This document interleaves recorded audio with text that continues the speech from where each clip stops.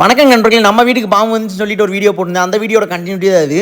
நம்ம பிவிஎஃப் பாய்ஸை கூப்பிட்டு அந்த தவளைகள்லாம் இருந்துச்சு, அந்த கல் இடுக்கில் அந்த கல்லுகளெல்லாம் தூக்கி மாடி மேலே வச்சுட்டு அதுக்கப்புறம் பார்த்தீங்கன்னா ஒரு மூட்டை உரம் இருந்துச்சு.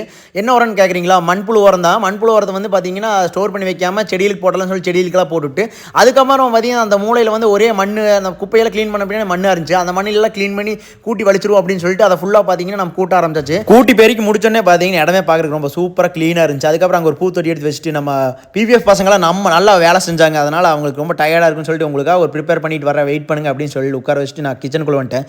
கரெக்டாக பார்த்தீங்கன்னா எலுஞ்சம்பழம் இருந்துச்சு.